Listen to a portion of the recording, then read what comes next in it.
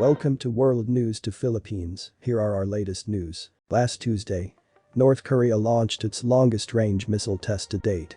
For the first time in 5 years, a ballistic missile was launched over Japan. Before crashing into the Pacific, the missile seemed to travel over Japanese land. The Japanese government issued an alert telling residents to seek cover and remain inside buildings. The launch also resulted in the temporary stoppage of rail operations in the country's north.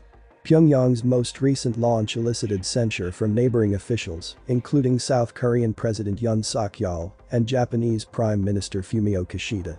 Tokyo stated it took no action to shoot down the missile, but Defense Minister Masakazu Hamada said Japan would not rule out counter-attack capabilities.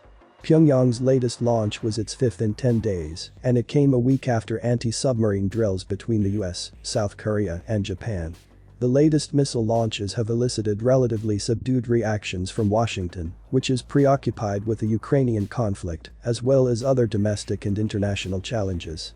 Washington has sharply denounced the most recent missile launch, labeling it hazardous and reckless.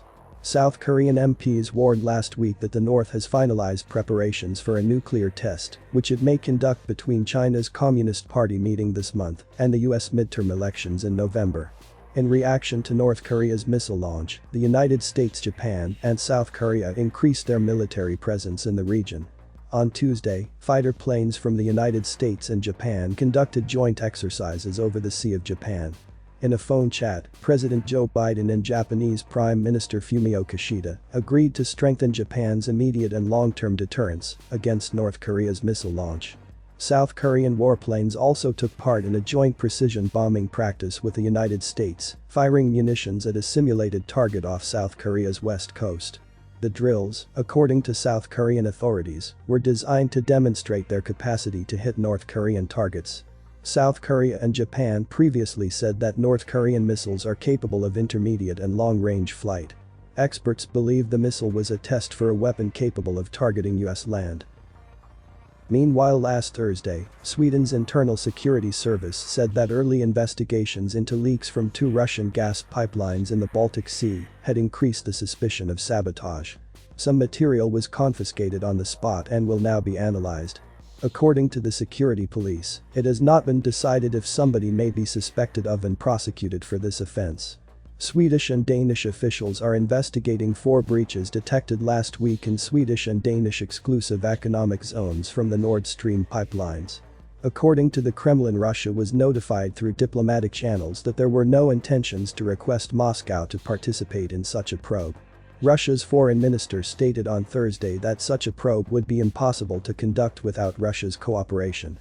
The Swedish defense minister stated on Tuesday that the investigations conducted by Sweden and Denmark are criminal in nature. Foreign authorities are seldom involved in criminal investigations. Last week, Russian President Vladimir Putin explicitly accused the US and its partners of carrying out the pipeline attack. Last Wednesday, OPEC Plus decided to substantial cutbacks in oil output, limiting supply in an already tight market and sparking disputes with the West, as the United States labeled the surprise move foolish. Oil prices hit a 3-week high as OPEC and its partners agreed to the largest reduction in oil supply in over 2 years. The move, which is causing one of its most serious conflicts with the West, comes amid US efforts to produce more oil to boost the global economy. OPEC and a group of some of the world's most powerful oil producers, including Russia, agreed to cut output by 2 million barrels per day, or 2% of global demand, beginning in November.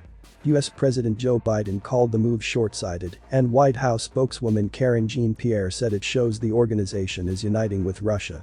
The move might avert a comeback in oil prices, which have fallen to below $90 per barrel from $120 3 months ago, amid fears of a worldwide economic recession. OPEC Plus members have stated that they prefer to avoid volatility rather than target a certain oil price. Russia has been accused by the West of weaponizing energy, causing a crisis in Europe that might result in gas and electricity rationing this winter. That's all for today's latest news. Thank you for tuning in. If you like this video, feel free to like and share this video. Also click the subscribe and the notification bell to get updated on our latest